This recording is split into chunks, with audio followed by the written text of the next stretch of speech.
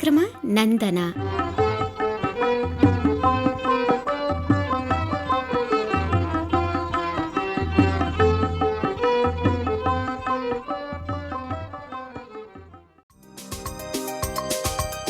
ಕಲಬುರಗಿಯ ಚಿತ್ತಾಪುರ ತಾಲೂಕಿನ ರಾವೂರು ಗ್ರಾಮದ ಶ್ರೀ ಸಚ್ಚಿದಾನಂದ ಪ್ರೌಢಶಾಲೆಯ ವಿದ್ಯಾರ್ಥಿಗಳಿಂದ ಕಾರ್ಯಕ್ರಮ ವೈವಿಧ್ಯ. ಕಾರ್ಯಕ್ರಮದ ಮೊದಲಿಗೆ ಕೇಳೋಣ. ಬಸವಣ್ಣನವರ ವಚನ ಹಾಡಲಿದ್ದಾರೆ ಐಶ್ವರ್ಯ, ಸಂಜನಾ ಮತ್ತು ನಾಗವೇಣಿ. ತಂದೆ ನೀನು ತಾಯಿ ನೀನು, ತಂದೆ ನೀನು ತಾಯಿ ನೀನು, ಬಂಧು ನೀನು ಬಳಗ ನೀನು, ಬಂಧು ನೀನು ಬಳಗ ನೀನು, ಬಳಗ ನೀನು ಬಳಗ ನೀನು, ಬಳಗ ನೀನು ಬಳಗ ನೀನು, ತಂದೆ ನೀನು ತಾಯಿ ನೀನು, ಬಂಧು ನೀನು ಬಳಗ ನೀನು, ನೀನಲ್ಲದೆ ಮತ್ತಾರು ಇಲ್ಲವಯ್ಯ, ನೀನಲ್ಲದೆ ಮತ್ತಾರು ಇಲ್ಲವಯ್ಯ, ಕೂಡಲ ಸಂಗಮ ದೇವ, ಕೂಡಲ ಸಂಗಮ ದೇವ, ಕೂಡಲ ಸಂಗಮ ದೇವ, ಕೂಡಲ ಸಂಗಮ ದೇವ, ಆಲಲ್ಲದ್ದು ನೀರಲ್ಲದ್ದು, ಆಲಲ್ಲದ್ದು ನೀರಲ್ಲದ್ದು, ನಿಮ್ಮ ಧರ್ಮ ನಿಮ್ಮ ಧರ್ಮ, ನಿಮ್ಮ ಧರ್ಮ ನಿಮ್ಮ ಧರ್ಮ, ತಂದೆ ನೀನು ತಾಯಿ ನೀನು, ಬಂಧು ನೀನು ಬಳಗ ನೀನು, ತಂದೆ ನೀನು ತಾಯಿ ನೀನು, ತಂದೆ ನೀನು, ತಂದೆ ನೀನು, ತಂದೆ ನೀನು ತಾಯಿ ನೀನು, ಬಂಧು ನೀನು ಬಳಗ ನೀನು. ಈಗ ಸ್ವಚ್ಛ ಭಾರತ ಕುರಿತು ತಬಸುಮ್ ತಂದೆ ನಸೀರುದ್ದೀನ್ ಅವರಿಂದ ಭಾಷಣ. ಸದೃಢವಾದ ಶರೀರದಲ್ಲಿ ಸದೃಢವಾದ ಮನಸ್ಸು ಇರುತ್ತದೆ ಎಂಬ ನಾಣ್ಣುಡಿಯಂತೆ ನಮ್ಮ ಆರೋಗ್ಯದ ದೃಷ್ಟಿಯಿಂದ ನಾವು ವಾಸಿಸುವ ಪರಿಸರವನ್ನು ಸ್ವಚ್ಛವಾಗಿಟ್ಟುಕೊಳ್ಳುವುದು ನಮ್ಮ ಕರ್ತವ್ಯವಾಗಿದೆ. ಇದು ನಮ್ಮ ಮನೆ ಪರಿಸರದಿಂದಲೇ, ನಮ್ಮಿಂದಲೇ ಅಂದರೆ ವಿದ್ಯಾರ್ಥಿಗಳಿಂದಲೇ ಪ್ರಾರಂಭವಾದಾಗ ಸ್ವಚ್ಛ ಭಾರತ ಅಭಿಯಾನಕ್ಕೆ ಸಂಪೂರ್ಣವಾಗಿ ಯಶಸ್ಸು ದೊರೆಯುತ್ತದೆ. ಆರೋಗ್ಯವೇ ಭಾಗ್ಯ ಎಂಬ ನಾಣ್ಣುಡಿ ನಮ್ಮಲ್ಲಿದೆ. ಉತ್ತಮ ಆರೋಗ್ಯಕ್ಕೆ ಉತ್ತಮ ಹಾಗೂ ಸ್ವಚ್ಛವಾದ ಪರಿಸರ ಅಗತ್ಯ.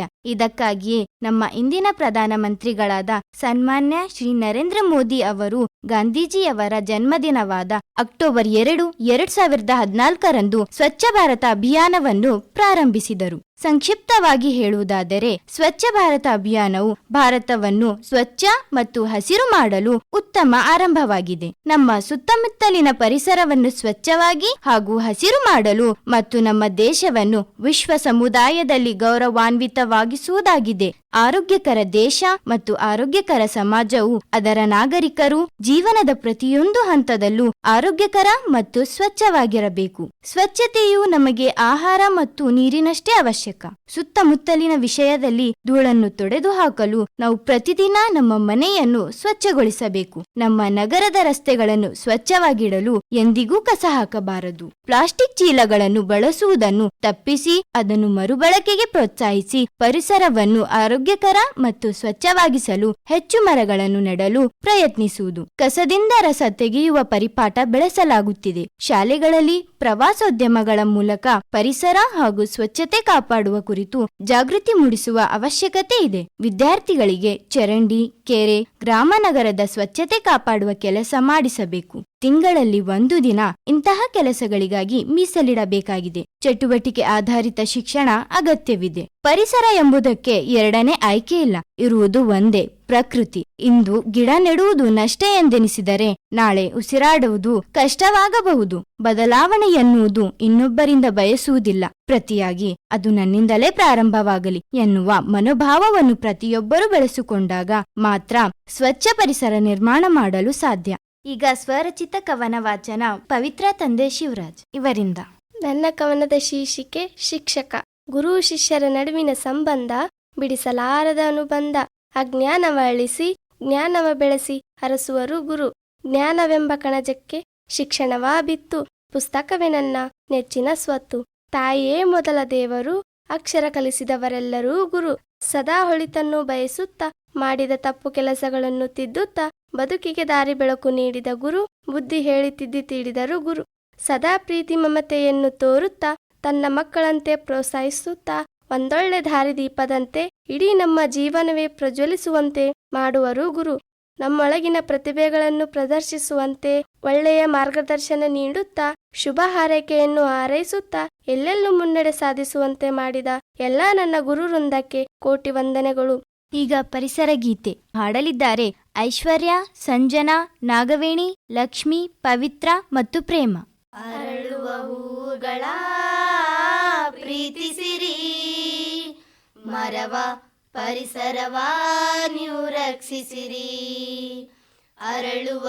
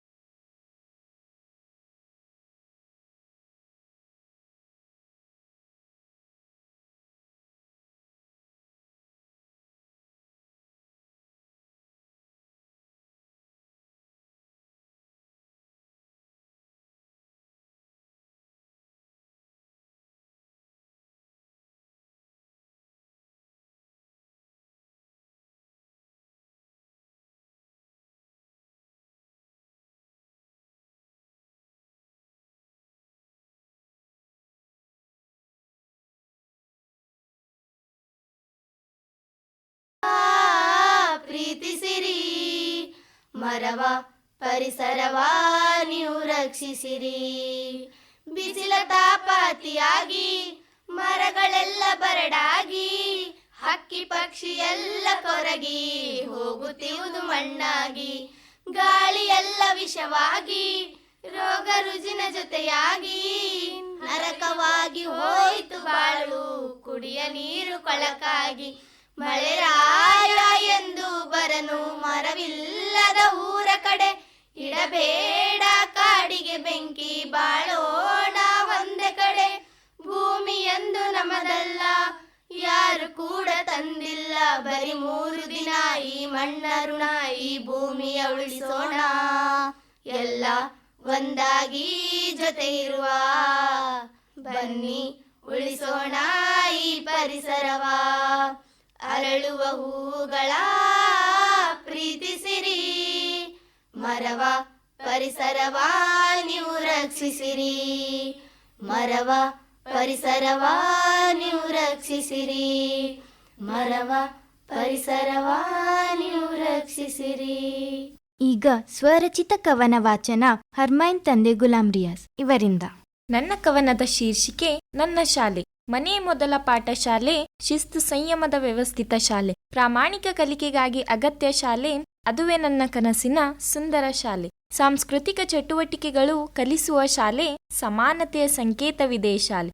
ಮಕ್ಕಳ ಜೀವನ ನಿರ್ವಹಣೆಗಿದೆ ಶಾಲೆ, ಅದುವೇ ನನ್ನ ಕನಸಿನ ಸುಂದರ ಶಾಲೆ. ತಿಳುವಳಿಕೆ ಜ್ಞಾನಾರ್ಜನೆ ಬೆಳಗುವ ಶಾಲೆ, ಮಕ್ಕಳ ಭವಿಷ್ಯ ರೂಪಿಸುವ ಶಾಲೆ. ಅಂಕಗಳಿಗಾಗಿ ಓದುವ ಬದಲು ಬದುಕನ್ನು ಕಲಿಸುವ ಶಾಲೆ, ಅದುವೇ ನನ್ನ ಕನಸಿನ ಸುಂದರ ಶಾಲೆ. ಮಕ್ಕಳ ಜ್ಞಾನದ ದೇಗುಲವಿದು ಶಾಲೆ, ಮಕ್ಕಳ ಭವಿಷ್ಯದ ಕನಸಿನ ಶಾಲೆ. ಆತ್ಮವಿಶ್ವಾಸದಿಂದ ಮನ ತುಂಬಿದ ಶಾಲೆ, ಅದುವೇ ನನ್ನ ಕನಸಿನ ಸುಂದರ ಶಾಲೆ. ಈಗ ಭಜನೆ ಪದ ಹಾಡುವವರು ಮಹೇಶ್, ಅಭಿಷೇಕ್, ಗುರುರಾಜ್, ಯೋಗೇಶ್, ಭಾಗೇಶ್, ಅರವಿಂದ್. ಇವರಿಗೆ ಹಾರ್ಮೋನಿಯಂ ಸಾಥ್ ನೀಡುವವರು ಮಹಂತೇಶ್ ಹಾಗೂ ತಬಲಾ ಸಾಥ್ ನೀಡುವವರು ವೀರೇಶ್.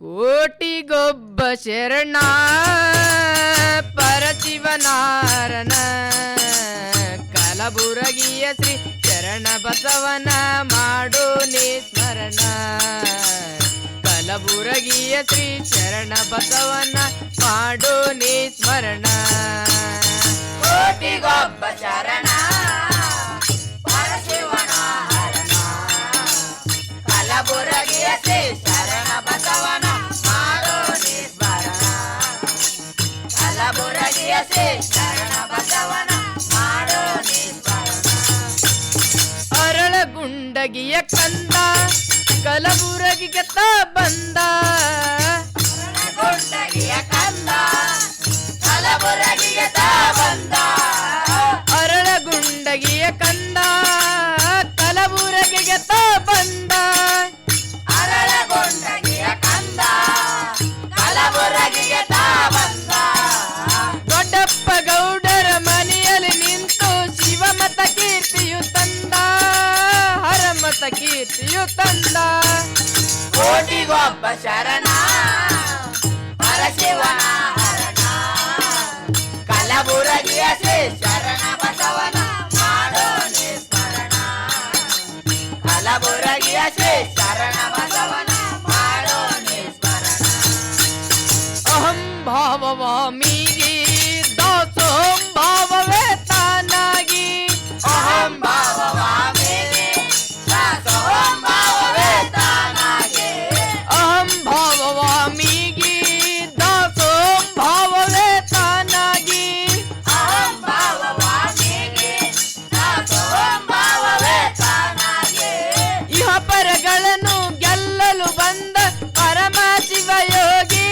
ಶರಣ ಪರಮ ಶಿವಯೋಗಿ ಕೋಟಿಗೊಬ್ಬ ಶರಣ ಪರಶಿವನ ಹರಣ ಕಲಬುರಗಿಯ ಶ್ರೀ ಶರಣ ಬಸವನ ಮಾಡೋ ನೀ ಸ್ಮರಣ ಕಲಬುರಗಿಯ ಶ್ರೀ ಶರಣ ಬಸವನ ಮಾಡೋ ನೀ ಸ್ಮರಣ ಮಕ್ಕಳ ವರದಾತ ಭಕ್ತಿಯ ಮುಕ್ತಿಯ ಸಂಚರಿತ ಮಕ್ಕಳ ವರದಾತ ಭಕ್ತಿಯ ಮುಕ್ತಿಯ ಸಂಚರಿತ ಮಕ್ಕಳ ವರದಾತ ಭಕ್ತಿಯ ಮುಕ್ತಿಯ ಸಂಚರಿತ ಮಕ್ಕಳ ವರದಾತ ಭಕ್ತಿಯ ಮುಕ್ತಿಯ ಸಂಚರಿತ ಚಿಕ್ಕ ಮಣ್ಣೂರೇಶನಲ್ಲಿ ಚಕ್ಕ ಚರಣೀತ ಚರಣ ಚಕ್ಕ ಚರಣೀತ ಕೋಟಿಗೊಬ್ಬ ಶರಣ ಪರಶಿವನ ಹರಣ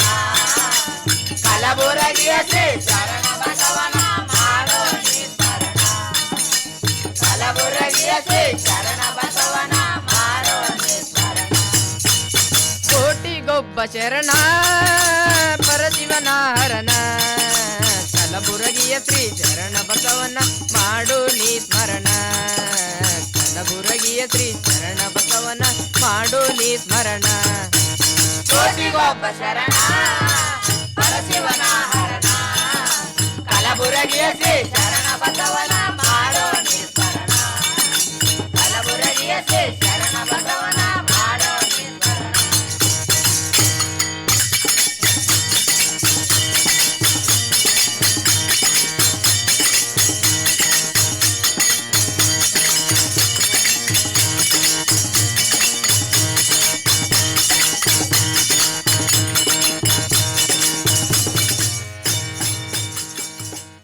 ಈಗ ಕಿರುನಾಟಕ.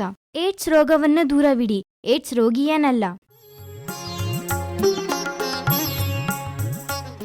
ಪ್ರತಿ ವರ್ಷ ಡಿಸೆಂಬರ್ 1 ವಿಶ್ವ ಏಡ್ಸ್ ದಿನ ಅಂತ ಹೇಳಿ ಆಚರಣೆ ಮಾಡ್ತೀವಿ. ಅದರ ಅಂಗವಾಗಿ ಇವತ್ತಿನ ನಮ್ಮ ನಾಟಕವನ್ನ ಪ್ರಸ್ತುತಪಡಿಸುತ್ತಿದ್ದೇವೆ. ಮೊದಲನೇ ದಿನ ಶಿಕ್ಷಕರು ಶಾಲೆಯಲ್ಲಿ ಹಾಜರಾತಿ ತೆಗೆದುಕೊಳ್ಳುವುದು. ಎಲ್ಲರೂ ಬರ್ದಿರಿ ಹೋಮ್ವರ್ಕ್. ಕಿರಣ್ ಸಮಸ್ಪೇರ್ ತಂದಿ?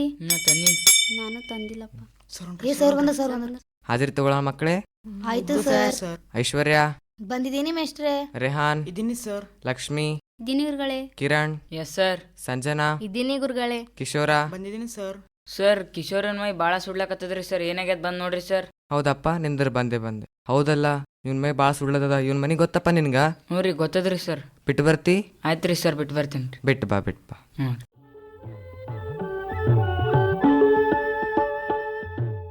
ಎರಡನೇ ದಿನ ಶಾಲೆಯಲ್ಲಿ ಹಾಜರಾತಿ ತೆಗೆದುಕೊಳ್ಳುವುದು.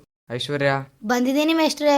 ಮೊಹಮ್ಮದ್ ರೆಹಾನ್, ಇದ್ದೀನಿ ಸರ್. ಲಕ್ಷ್ಮಿ, ಇದ್ದೀನಿ ಗುರುಗಳೇ. Kiran, yes sir. ಸಂಜನಾ, ಇದ್ದೀನಿ ಗುರುಗಳೇ. ಕಿಶೋರ. ಬಂದಿಲ್ರಿ ಸರ್. ಯಾಕಪ್ಪ ಕಿರಣ, ನಿನ್ ಗೆಳೆಯ ಯಾಕೆ ಸ್ಕೂಲಿಗೆ ಬಂದಿಲ್ಲ ಇವತ್ತು?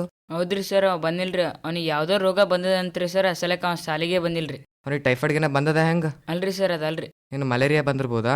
ಅದಂತೂ ಅಲ್ವೇ ಅಲ್ರಿ ಸರ್. ಏನು ಕಾಲರ್ಗೆನ ಬಂತ ಹೆಂಗ? ಅದೂ ಅಲ್ವೇ ಅಲ್ರಿ ಸರ್. ಅದ್ರ ಬಗ್ಗೆ ಏನು ಗೊತ್ತಿಲ್ಲ? ಅಷ್ಟೊಂದು ನನಗೇನು ಗೊತ್ತಿಲ್ರಿ ಸರ್. ನಾನೇ ತಿಳ್ಕೊತೀನಿ ಬಿಡಪ್ಪ. ಆಯ್ತು ರೀ.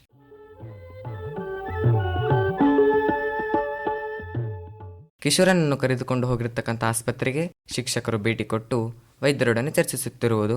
ಒಳಗಡೆ ನೋಡುತ್ತಾ, ಏನ್ ಮಾಡತ್ತೀರಿ ಡಾಕ್ಟರ್ ಸಾಬ್ರೆ, ಒಳ ಬರ್ಬೋದ್ರಿ? ಹಾ ಸರ್, ಬನ್ನಿ ಬನ್ನಿ, ಕೂಡ್ರಿ ಸರ್. ನಮಸ್ಕಾರ ರೀ ಡಾಕ್ಟರ್ ಸಾಬ್ರ. ನಮಸ್ಕಾರ. ಮತ್ತೇನ್ ಸರ್ ಇಲ್ಲಿ ಬರುವ ವಿಶೇಷ? ಏನಿಲ್ರಿ, ನಿನ್ನೆ ನಮ್ಮ ಹುಡುಗೊಬ್ಬ ನಿಮ್ ದವಾಖಾನಿಗೆ ಬಂದಿದ್ದೇನ್ರಿ, ಕಿಶೋರ ಅಂತೇಳಿ. ಅವನಿಗೆ ಯಾವ ರೋಗ ಬಂದದ್ರಿ ಡಾಕ್ಟರ್? ಓ ಹೌದು ಬಂದಿದ. ಅವ ನಿಮ್ಮ ಶಾಲೆ ಹುಡುಗ ಸರ್? ಹೌದ್ ನೋಡ್ರಿ. ಅವನಿಗೆ ತಲೆನೋವು, ಜ್ವರ ಮುಂತಾದ ರೋಗದ ಲಕ್ಷಣಗಳು ಕಾಣಿಸಿಕೊಂಡು, ಅದಕ್ಕಾಗಿ ನಾವು ಅವನ ರಕ್ತವನ್ನು ಪರಿಶೀಲನೆಗೆ ಕಳಿಸಿದಾಗ ಅವನ ರಕ್ತದಲ್ಲಿ ನಮಗೆ HIV ಪಾಸಿಟಿವ್ ಎಂದು ಪತ್ತೆ ಹಚ್ಚಿಕೊಂಡಿದ್ದೇವೆ. ಹಂಗೇನ್ರಿ? ಅವ ಇಷ್ಟು ಚಿಕ್ಕ ವಯಸ್ಸಿನಾಗ ಅವನಿಗೆ ಆ ರೋಗ ಬರ ಕಾರಣ ಏನಾಗಿರ್ಬೋದ್ರಿ? ಮತ್ತ ಅವ ಹುಡುಗ ಬಾಳ ಸೂಕ್ಷ್ಮತೆಯಿಂದ ಇರ್ತಾನಲ್ರಿ. ಅದು ಸಾಂಕ್ರಾಮಿಕ ರೋಗ ಅಲ್ಲ ಸರ್, ಒಬ್ಬರಿಂದ ಒಬ್ಬರಿಗೆ ಹರಡುವ ರೋಗ ಅಲ್ಲ ಸರ್. ಅದು ತಾಯಿಯಿಂದ ಮಗುವಿಗೆ ಬಂದಿದೆ. ತಾಯಿಯ ಗರ್ಭಕೋಶದಲ್ಲಿರುವಾಗಲೇ ಅದು ಮಗುವಿಗೆ ಬಂದಿದೆ ಸರ್. ಹೌದ್ರಿ?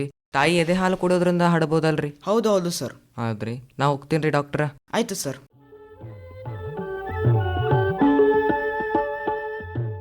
ಕಿಶೋರನಿಗೆ ಏಡ್ಸ್ ರೋಗ ಬಂದಿರುವುದು ತಿಳಿದಿದ್ದು ಊರಲ್ಲಿ ಜನ ಎಲ್ಲರೂ ಮಾತನಾಡುತ್ತಿರುವುದು ಮತ್ತು 3ನೇ ದಿನ ಶಾಲೆಯಲ್ಲಿ ಹಾಜರಾತಿ. ಏ ಸುನಂದ, ಆ ಶಾಂತಮ್ಮನ ಮನೆಗೆ ಏನೋ ರೋಗ ಬಂದಿದೆ ಅಂತಲ್ಲ?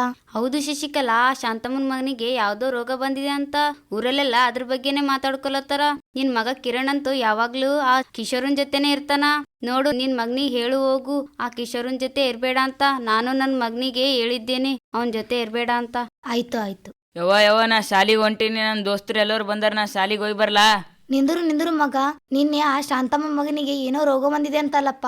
ನೀನು ಅವನ ಜೊತೆನೇ ಇರ್ತೀಯ, ಅವನ ಜೊತೆ ಹೋಗ್ಬೇಡಪ್ಪ. ಆಯ್ತು ಅವ್ವ, ಈ ವಿಷಯ ನಿಂಗೆ ಯಾರು ಹೇಳಿದ್ರು? ಆ ರೋಗದ ಹೆಸರು ಏನದ? ಅದೆಲ್ಲ ನನಗೆ ಗೊತ್ತಿಲ್ಲ ಮಗ, ಊರಲ್ಲಿ ಜನ ಮಾತಾಡ್ಕೋತಿದ್ರು, ಅದಕ್ಕೆ ಹೇಳಿದೀನಿ, ಅವನ ಜೊತೆ ಹೋಗ್ಬೇಡಪ್ಪ. ಆಯ್ತು. ಐಶ್ವರ್ಯ, ಬಂದಿದ್ದೀನಿ ಮೇಷ್ಟ್ರೆ. ರೆಹಾನ್, ಇದ್ದೀನಿ ಸರ್. ಲಕ್ಷ್ಮಿ, ಇದೀನಿ ಗುರುಗಳೇ. ಕಿರಣ, ಎಸ್ ಸರ್. ಸಂಜನಾ, ಇದೀನಿ ಗುರುಗಳೇ. ಕಿಶೋರ. Yes sir. ಎಲ್ಲಿದ್ಯಪ್ಪ ಕಿಶೋರ? ನಿನ್ ಕಾಣಿಸ್ತಾನೆ ಇಲ್ಲ, ನಿನ್ ಧ್ವನಿ ಮಾತ್ರ ಕೇಳಿಸ್ಲಕತ್ತದ. ಎಲ್ಪ ರೆಹಾನ, ನೀನ್ ಹೇಳ್ದೆ ಅವನ್ ಹಾಜ್ರಿ? ಸರ್ ನಾ ಹೇಳಿದ್ರಿ ಸರ್, ಅವ ಕೆಳಗೆ ಕೂತ ನೋಡ್ರಿ ಸರ್. ಅಯ್ಯೋ ಶಿವನೇ, ಯಾಕೆ ಕುಂತಿದ್ದಪ್ಪ ಕೆಳಗೆ? ಎದ್ದೇಳು. ಸರ್ ಯಾಕಪ್ಪ, ಏನಾಗ್ಯದ? ಅವನಿಗೆ ಏಡ್ಸ್ ರೋಗ ಬಂದಿದೆ ಸರ್. ನೀವ್ ತಿಳ್ಕೊಂಡಂಗೆ ನೀವ್ ಆ ಕಡೆನೆ ಕೂಡ್ರಿ, ಇವ್ನ ಈ ಕಡೆ ಕೂಡಿಸ್ತೀನಿ, ಸರಿನಾ? ಆಯ್ತು ಸರ್. ಕೂಡಪ್ಪ ಕೂಡು. ಬನ್ನಿ ಆಟ ಆಡೋಣ. ಹೌದು ಕಣೆ, ಲಗೋರಿಯಾಡಿ ಎಷ್ಟ್ ದಿನ ಆಯ್ತು, ಎಲ್ಲರೂ ಆಟೋಡೋಣ ಬನ್ರೆ. ಅಲ್ಲೋಡ್ರಿ, ಆ ಕಿಶೋರ ಬರ್ತಾ ಇದ್ದಾನೆ.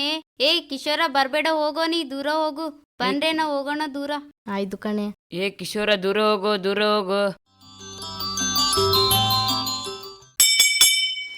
ಬರ್ರೋ ಎಲ್ಲರೂ ಕೂತಿಲ್ಲಿ ಊಟ ಮಾಡೋಣ ಬರ್ರಿ, ಎಲ್ಲರೂ ಇಲ್ಲೇ ಕೂತ್ ಊಟ ಮಾಡೋಣ ಬರ್ರಿ. ಆ ಕಿಶೋರ ಬರ್ಲಕತ್ತ, ನಾವ್ ದೂರ ಕಳಿಸ್ರೋ. ಕಿಶೋರ ದೂರ ಹೋಗು. ಹೋಗೋ ಕಿಶೋರ. ಇವೆಲ್ಲವನ್ನು ಶಿಕ್ಷಕರು ಗಮನಿಸುತ್ತಿರುತ್ತಾರೆ. ಹೀಗೆ 3 ದಿನಗಳು ಕಳೆದವು. ಮಾರನೇ ದಿನ ಶಾಲೆಯಲ್ಲಿ ನಡೆಯುವ ಪ್ರಸಂಗವೇನಾಗಿರಬಹುದು?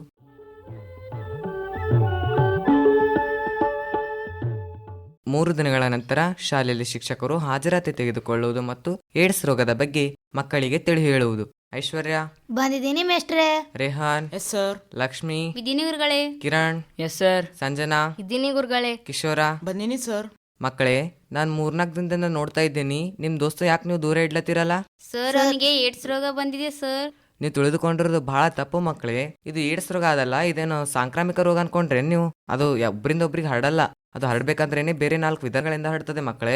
ಸರ್, ಏಡ್ಸ್ ರೋಗ ಬಂದ್ಮೇಲೆ ಪಶ್ಚಾತ್ತಾಪ ಪಡೋಕ್ಕಿಂತ ಮುಂಚೆನೆ ಮುಂಜಾಗ್ರತೆ ಕ್ರಮ ತೆಗೆದುಕೊಳ್ಳೋದು ಸರಿಯಲ್ಲವೇ ಸರ್? ಹಾಗಾದ್ರೆ ಏಡ್ಸ್ ರೋಗ ಅಂದ್ರೇನ್ರಿ ಸರ್? ನೋಡಿ ಮಕ್ಕಳೇ, ಏಡ್ಸ್ ಅಂದ್ರೆ ಎಕ್ವೈರ್ಡ್ ಇಮ್ಯುನೋ ಡಿಫಿಷಿಯನ್ಸಿ ಸಿಂಡ್ರೋಮ್ ಅಂತೇಳಿ ಮಕ್ಕಳೇ. ಇದು HIV ಅಂತಕ್ಕಂಥ ಒಂದು ವೈರಸ್ ಇಂದ ಹರಡುತ್ತದೆ ಮಕ್ಕಳೇ. HIV ಎಂದರೇನು ಸರ್? ಮಕ್ಕಳೇ, HIV ಅಂದ್ರೆ ಹ್ಯೂಮನ್ ಇಮ್ಯುನೋ ಡಿಫಿಷಿಯನ್ಸಿ ವೈರಸ್ ಅಂತೇಳಿ ಮಕ್ಕಳೇ. ಹಾಗಾದರೆ ಆ ರೋಗ ಹರಡುವ ವಿಧಾನಗಳು ಯಾವ್ಯಾವು ಸರ್? ಆ ರೋಗ 4 ವಿಧಾನಗಳಿಂದ ಮಾತ್ರ ಹರಡುತ್ತದೆ ಮಕ್ಕಳೇ. 1, ತಾಯಿಯಿಂದ ಮಗುವಿಗೆ. 2, ಅನೈತಿಕ ಲೈಂಗಿಕ ಸಂಪರ್ಕದಿಂದಾಗಿ 3 ಸಿರಿಂಜ್ಗಳ ಮೂಲಕ 4 ರಕ್ತದಾನ ಪಡೆಯುವುದರ ಮೂಲಕ ಮಾತ್ರ ಈ ರೋಗ ಹರಡುತ್ತದೆ. ಮಕ್ಕಳೇ, ನಿಮ್ಮಲ್ಲಿರ್ತಕ್ಕಂಥ ತಪ್ಪು ಭಾವನೆಯನ್ನು ತೆಗೆದುಹಾಕಿ ವೈಜ್ಞಾನಿಕ ಪರಿಕಲ್ಪನೆಯನ್ನು ಅಳವಡಿಸಿಕೊಳ್ಳಿ ಮಕ್ಕಳೇ. ಸರ್, ಹಾಗಾದ್ರೆ ಏಡ್ಸ್ ರೋಗ ಬಂದಿರೋ ರೋಗಿಗಳಲ್ಲಿ ಯಾವ ಯಾವ ಲಕ್ಷಣಗಳು ಕಾಣಿಸ್ಕೊಳ್ತಾವ್ರಿ ಸರ್? ಈಗ ಒಬ್ಬ ವ್ಯಕ್ತಿಗೆ ಏಡ್ಸ್ ರೋಗ ಬಂದಂತ ತಿಳ್ಕೊಂಡ್ರ ಅವನಲ್ಲಿ ಪ್ರಾಥಮಿಕ ಹಂತದ ಲಕ್ಷಣಗಳು ಮತ್ತು ದ್ವಿತೀಯ ಹಂತದ ಲಕ್ಷಣಗಳು ಅಂತೇಳಿ 2 ಲಕ್ಷಣಗಳು ಕಾಣಿಸ್ಕೊಳ್ತಾವ ಮಕ್ಕಳೇ. ಪ್ರಾಥಮಿಕ ಹಂತದ ಲಕ್ಷಣಗಳಲ್ಲಿ ವಿಪರೀತ ಜ್ವರ, ತಲೆನೋವು, ಕೀಲು ನೋವು, ಚರ್ಮ ತುರಿಕೆ, ಬಾಯಲ್ಲಿ ಮತ್ತು ಗಂಟಲುಗಳಲ್ಲಿ ಹುಣ್ಣುಗಳಾಗ್ತಾವ ಮಕ್ಕಳೇ. ಇದು ಪ್ರಾಥಮಿಕ ಹಂತದ ಲಕ್ಷಣಗಳು. ದ್ವಿತೀಯ ಹಂತದ ಲಕ್ಷಣಗಳನ್ನು ನೋಡ್ಕೊಂಡ್ರೆ, ಈಗ HIV ವೈರಸ್ ಪತ್ತೆಯಾದ 8 ರಿಂದ 10 ವರ್ಷದ ನಂತರ ಒಬ್ಬ ವ್ಯಕ್ತಿಯಲ್ಲಿ ಏನೇನು ಲಕ್ಷಣಗಳು ಕಾಣಿಸ್ಕೊಳ್ತಾವಲ್ಲ ಅವೆಲ್ಲವನ್ನ ದ್ವಿತೀಯ ಹಂತದ ಲಕ್ಷಣಗಳು ಅಂತೇಳಿ ಕರಿತೀವಿ. ಸರ್, ಹಾಗಾದ್ರೆ ಏಡ್ಸ್ ಅನ್ನ ಒಂದು ರೋಗ ಅನ್ನೋದಕ್ಕಿಂತ ಅನೇಕ ರೋಗಗಳ ಸರಮಾಲೆ ಅಂತ ಕರಿತೀವ್ರಿ ಸರ್, ಅದು ಎದಕ್ರಿ? ಹೌದಪ್ಪ, ಹೌದು, ನೀನು ಕೇಳಿದ ಪ್ರಶ್ನೆ ಕರೆಕ್ಟ್ ಅದ. ಈಗ ಏಡ್ಸ್ ರೋಗ ಒಂದೇ ರೋಗ ಅಲ್ಲ, ಇದು ಅನೇಕ ರೋಗಗಳ ಸರಮಾಲೆ. ಯಾಕಂದ್ರ ನಮ್ಮ ದೇಹದಲ್ಲಿ HIV ವೈರಸ್ ಪತ್ತೆಯಾದ 8 ರಿಂದ 10 ವರ್ಷದ ನಂತರ ಅನೇಕ ರೋಗಗಳು ಒಮ್ಲಿದೊಮ್ಲೆ ಕಾಣಿಸ್ಕೋತಾವ. ಈಗ ಕಾಲಾರ ಇರ್ಬೋದು, ಕ್ಷಯ ಇರ್ಬೋದು, ನಿಮೋನಿಯಾ ಇರ್ಬೋದು, ಡೆಂಗ್ಯೂ ಇರ್ಬೋದು, ಮಲೇರಿಯಾ ಇರ್ಬೋದು, ಯಾವುದೇ ರೋಗ ಇರಲಿ ಅವು ಒಮ್ಲಿದೊಮ್ಲೆ ಕಾಣಿಸ್ಕೋತಾವ. ಅದಕ್ಕೋಸ್ಕರ ಇದನ್ನ ಅನೇಕ ರೋಗಗಳ ಸರಮಾಲೆ ಅಂತ ಹೇಳಿ ಕರಿತೀವಿ. ಯಾಕೆ ಸರ್ ಅನೇಕ ರೋಗಗಳು ಕಾಣಿಸಿಕೊಳ್ತಾವ? ನೋಡಮ್ಮ, ಅನೇಕ ರೋಗಗಳು ಕಾಣಿಸ್ಕೊಳ್ಳೋಕೆ ಏನು ಕಾರಣ ಅಂದ್ರ ನಮ್ಮ ದೇಶಕ್ಕೆ ಸೈನಿಕರು ಯಾವುದೇ ರೀತಿ ರಕ್ಷಣೆ ಮಾಡ್ತಾರ, ನಮ್ಮ ದೇಹಕ್ಕೆ ಕೂಡ ಬಿಳಿ ರಕ್ತ ಕಣಗಳಂತೇಳಿ ಇರ್ತಾವ. ಅವು ನಮ್ಮ ದೇಹಕ್ಕೆ ರಕ್ಷಣೆ ಆಗಿ ನಿಲ್ತಾವ. ಅವು ಒಂದು ವೇಳೆ ಕಡಿಮೆ ಆಗ್ತಾ ಬಂದ್ರೆ ನಮ್ಮ ದೇಹದಲ್ಲಿ ಇರ್ತಕ್ಕಂಥ ರೋಗ ನಿರೋಧಕ ಶಕ್ತಿ ಕಡಿಮೆ ಆಗ್ತದ. ನಮ್ಮ ದೇಹದೊಳಗೆ HIV ವೈರಸ್ ಸೇರ್ಕೊಂಡ್ರೆ ಬಿಳಿ ರಕ್ತ ಕಣಗಳನ್ನ ಕ್ರಮಾನುಗತವಾಗಿ ನಾಶ ಮಾಡ್ತಾ ಬರ್ತದ. ನಮ್ಮಲ್ಲಿರ್ತಕ್ಕಂಥ ರೋಗ ನಿರೋಧಕ ಶಕ್ತಿಯನ್ನು ಕೂಡ ಅದು ಕಡಿಮೆ ಮಾಡ್ತದ. ಇದರಿಂದಾಗಿ ಅನೇಕ ರೋಗಗಳು ಹುಟ್ಕೊಳ್ಳೋಕೆ ಕೂಡ ಕಾರಣ ಆಗ್ತದೆ ಮಕ್ಕಳೇ. ಮತ್ತೆ ಮಕ್ಕಳೇ, ಸುಪ್ರೀಂ ಕೋರ್ಟ್ ಏನು ಆದೇಶ ಹೊರಡಿಸಿದಂದ್ರೆ, ಈಗ ಒಬ್ಬ ವ್ಯಕ್ತಿಗೆ ಅಥವಾ ಒಬ್ಬ ವಿದ್ಯಾರ್ಥಿಗೆ ಏಡ್ಸ್ ರೋಗ ಬಂದದಂದ್ರ ಅವ ಎಲ್ಲರ ಜೊತೆ ಚಂದ ಇರ್ಬೋದು, ಒಡನಾಟ ಅವೆಲ್ಲ ಮಾಡ್ಕೊಂಡ ಶಾಲೆಯಲ್ಲಿ ಸಾಮಾನ್ಯರಲ್ಲಿ ಸಾಮಾನ್ಯರಂತೆ ಇರ್ಬೋದು. ಅವನು ಇದ್ರ ರೀತಿ ಎಲ್ಲ ಶೌಚಾಲಯಗಳ ಬಳಕೆ ಇವೆಲ್ಲವನ್ನ ಮಾಡ್ಬೋದು ಅಂತೇಳಿ ಸುಪ್ರೀಂ ಕೋರ್ಟ್ ಆದೇಶವನ್ನ ಹೊರಡಿಸಿದೆ. ಈಗಾದ್ರೂ ನಿಮ್ಮಲ್ಲಿರ್ತಕ್ಕಂಥ ತಪ್ಪು ಭಾವನೆಯನ್ನ ತೆಗೆದಾಕಿ ವೈಜ್ಞಾನಿಕ ಪರಿಕಲ್ಪನೆಯನ್ನು ಅಳವಡಿಸ್ಕೊಳ್ಬೇಕು. ಈಗೆಲ್ಲ ನೀವು ಏಡ್ಸ್ ರೋಗದ ಬಗ್ಗೆ ತಿಳ್ಕೊಂಡ್ರಲ್ಲ, ನಿಮ್ಮ ತಂದೆ ತಾಯಿ, ನಿಮ್ಮ ನೆರೆಹೊರೆಯವರು ಮತ್ತೆ ನಿಮ್ಮ ಊರಿನಲ್ಲಿರ್ತಕ್ಕಂಥ ಎಲ್ಲಾ ಸದಸ್ಯರಿಗೆ ಕೂಡ ಇದರ ಬಗ್ಗೆ ತಿಳುವಳಿಕೆಯನ್ನ ಮೂಡಿಸ್ಬೇಕು ಮಕ್ಕಳೇ. ಮೂಡಿಸ್ತಿರಲ್ವಾ? ಮೂಡಿಸ್ತೀರಿ ಸರ್. ಏ ಬಾರೋ ಕಿಶೋರ, ಬಾರೋ ಇಲ್ಲಿ ನನ್ನ ಬಾಜು ಬಂದು ಕೂತ್ಕೊಂಬಾರೋ. ಏಡ್ಸ್ ರೋಗವನ್ನು ದೂರವಿಡಿ, ಏಡ್ಸ್ ರೋಗಿಗಳನ್ನಲ್ಲ. ಏಡ್ಸ್ ರೋಗವನ್ನು ದೂರವಿಡಿ, ಏಡ್ಸ್ ರೋಗಿಗಳನ್ನಲ್ಲ. ಏಡ್ಸ್ ರೋಗವನ್ನು ದೂರವಿಡಿ, ಏಡ್ಸ್ ರೋಗಿಯನ್ನಲ್ಲ ಕಿರುನಾಟಕ ಕೇಳಿದಿರಿ. ಭಾಗವಹಿಸಿದವರು ವೆಂಕಟೇಶ್, ರೇಹಾನ್, ಕಿರಣ್, ಐಶ್ವರ್ಯ, ಲಕ್ಷ್ಮಿ ಮತ್ತು ಸಂಜನಾ. ನಿರ್ದೇಶನ ಶ್ರೀಮತಿ ಸುಗುಣ ಕೋಳ್ಕೂರ್. ಇನ್ಮುಂದೆ ಸ್ವರಚಿತ ಕವನ ವಾಚನ ಸುಕನ್ಯಾ ತಂದೆ ಸಿದ್ದಪ್ಪ ಇವರಿಂದ. ನನ್ನ ಕವನದ ಶೀರ್ಷಿಕೆ ಹೆಣ್ಣಿನ ಶೋಷಣೆ. ಹೆಣ್ಣನ್ನಾಳುತ್ತಿರುವವನು ಪುರುಷ. ಹೆಣ್ಣಿನ ಮೇಲಿನ ಅತಿಯಾದ ಮೋಹದಿಂದ ಹೆಣ್ಣನ್ನು ಶೋಷಣೆಗೀಡು ಮಾಡುತ್ತಿದ್ದಾರೆ. ಸಮಾಜದಲ್ಲಿ ಹೆಣ್ಣು ಒಂಟಿಯಾಗಿ ಬದುಕುವಂತಿಲ್ಲ. ಯುಗ ಯುಗಗಳಿಂದ ನಡೆಯುತ್ತಿದೆ ಹೆಣ್ಣಿನ ಶೋಷಣೆ. 4 ಗೋಡೆಯ ಒಳಗೆ ಇರುವವಳು ಒಂಟಿ ಹೆಣ್ಣು. ಇದಕ್ಕೆ ಸಿಗುವುದೇ ಪರಿಹಾರ ಎನ್ನುತ್ತಾ ಬಳಲುತ್ತಿದ್ದಾಳೆ ಹೆಣ್ಣು. ಸಮಾಜದಲ್ಲಿ ಹೆಣ್ಣು ಹುಟ್ಟಿದರೆ ಹುಣ್ಣು ಹುಟ್ಟಿತೆಂದು ಯೋಚಿಸುತ್ತಾರೆ. ಹುಟ್ಟಿಸಿದವಳು ಹೆಣ್ಣು ಎಂದು ಯೋಚಿಸಲಿಲ್ಲ. ಇಂದು ಪುರುಷರ ಸ್ಥಾನ ಹೆಣ್ಣಿಗೆ ಸಮಾನ. ಹೀಗೂ ಯೋಚಿಸುತ್ತಿದೆ ಸಮಾಜ. ಈಗ ಮತ್ತೊಂದು ಭಜನೆ ಪದ. ಹಾಡುವವರು ಮಹೇಶ್, ಅಭಿಷೇಕ್, ಗುರುರಾಜ್, ಯೋಗೇಶ್, ಭಾಗೇಶ್, ಅರವಿಂದ್.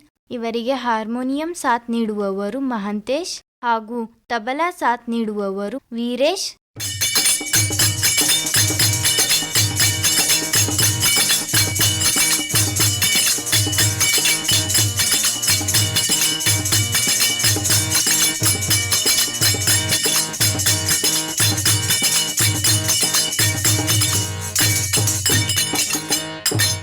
ಬಂತೋ ಸೋಮವಾರ ಸಿದ್ಧಲಿಂಗನವಾರ, ಬಂತೋ ಸೋಮವಾರ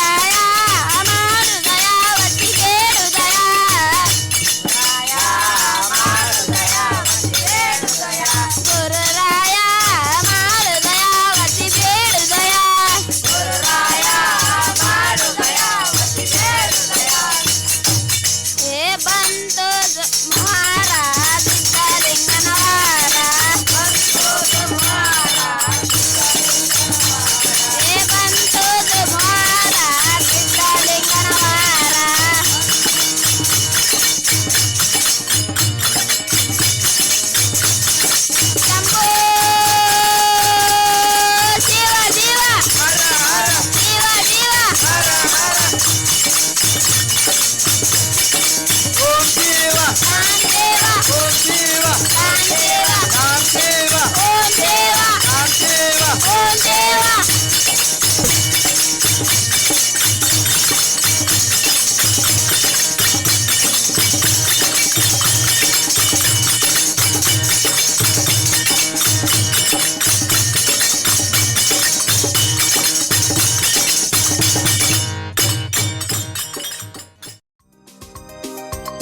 ಇಲ್ಲಿಯವರೆಗೆ ಕಲಬುರಗಿಯ ಚಿತ್ತಾಪುರ್ ತಾಲೂಕಿನ ರಾವೂರ್ ಗ್ರಾಮದ ಶ್ರೀ ಸಚ್ಚಿದಾನಂದ ಪ್ರೌಢಶಾಲೆಯ ವಿದ್ಯಾರ್ಥಿಗಳಿಂದ ಕಾರ್ಯಕ್ರಮ ವೈವಿಧ್ಯ ಕೇಳಿದಿರಿ. ಸಹಕಾರ ಸಿದ್ಧಲಿಂಗ ಜಿ ಬಾಳಿ, ಶಿಕ್ಷಕರು ಶ್ರೀ ಸಚ್ಚಿದಾನಂದ ಪ್ರೌಢಶಾಲೆ ರಾವೂರ್. ಭಾಗವಹಿಸಿ ನಿರೂಪಿಸಿದವರು ತಬಸುಮ್ ತಂದೆ ನಸಿರುದ್ದೀನ್. ಸಂಕಲನ ಮಲ್ಲಮ್ಮ ಟಿ ಬುಳ್ಳ.